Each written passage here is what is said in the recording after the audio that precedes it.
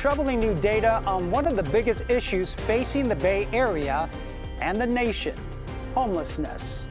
A new report showing a disturbing rise in homelessness across the U.S. for a second straight year. The latest count from the federal government found 18% more people are unhoused compared to last year. And joining us live right now is Jennifer Friedenbach, the executive director on the Coalition of Homelessness. So, Jennifer, are you seeing the same trends here in the Bay Area? And what are the factors driving those numbers? Yeah, absolutely. I mean, up and down the West Coast, of course, we've been seeing large numbers of people experiencing homelessness, and that's been rising up.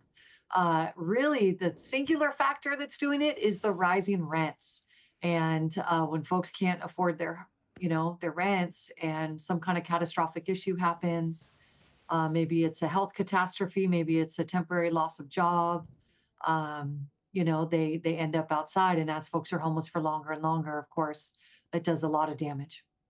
And we've seen the biggest rise among children, specifically families who don't have a place to stay. Why are more and more younger people being impacted by this? Yeah, in fact, in San Francisco, between the last homeless count and the most recent one, we saw a doubling in the number of homeless families just in San Francisco.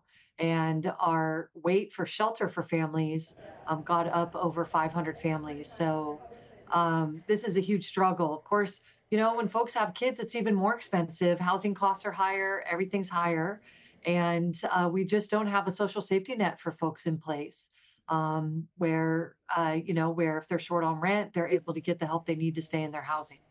And this is really catastrophic for children and constitutes an adverse childhood effect that, can do damage for a lifetime, frankly.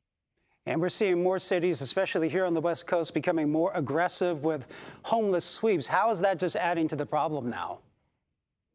Yeah, I mean, luckily in San Francisco, a lot of the families are living in RVs, and there's definitely been a lot of aggressive behavior towards them. And the city passed an RV ban that luckily we were able to appeal it and get it overturned at the Board of Supervisors. But we're seeing massive amounts of property confiscation of unhoused people's property.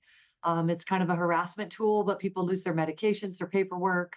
And as a result, it actually exasperates homelessness and makes a really bad situation worse. And so, there's a lot of things that are happening that need to be turned around. And, we're looking at it as a national issue. The federal government certainly has the tax base to address this, and they really need to restore funding to our federal housing programs way back to pre-1978 levels adjusted for inflation.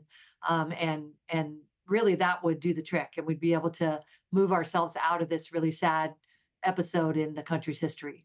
And one positive takeaway, at least from the report, and a drop in homelessness among veterans.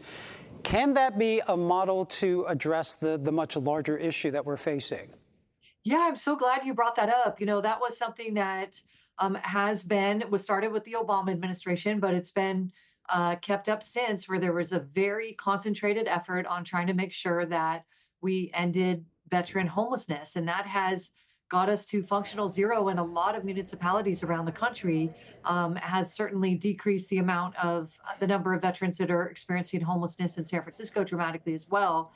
And so that is a great example of when we put resources in place and really work to ensure that folks have, the funding to stay in their homes. That's incredibly important so they don't lose their homes. And also when we're able to assist people with their rents. The vets get rental assistance where they're able to pay only a portion of their income, and then the federal government pays for the rest of the rent. And that has been incredibly successful. And the HUD report found the jump in families experiencing homelessness was driven in part by the arrival of migrants in big cities. But in general, it blamed rising housing costs and the end of the pandemic assistance and eviction moratoriums.